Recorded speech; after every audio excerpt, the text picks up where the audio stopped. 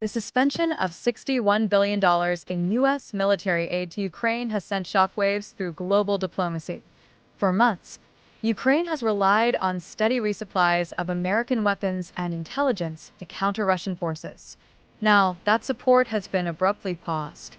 President Trump justifies the decision by claiming Ukraine's president, Volodymyr Zelensky, doesn't want peace. His administration argues that aid will only resume once Ukraine commits to negotiations with Russia. But critics say this approach pressures Kyiv into accepting terms that could heavily favor Moscow. The impact is immediate. U.S. military aid accounts for nearly 30% of Ukraine's total weaponry, including Patriot missile systems valued at $400 million each. The suspension also halts deliveries of 155mm artillery shells, the Mars rockets, and Abrams tanks, all crucial to Ukraine's frontline defenses.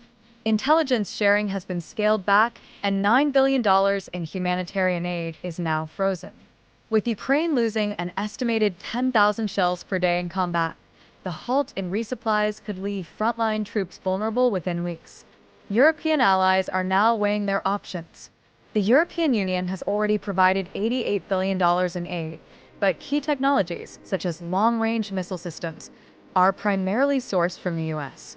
To fill the gap, EU leaders are discussing a €150 billion defense package, with proposals to tap into $300 billion in frozen Russian assets for funding. Beyond military strategy, the geopolitical stakes are enormous.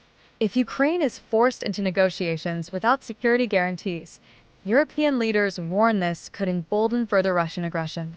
Meanwhile, a $10 billion U.S.-Ukraine natural resources deal has collapsed, raising speculation.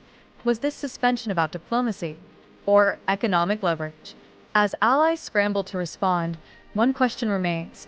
Is this a calculated push for peace, or a shift that could reshape the balance of power in Eastern Europe?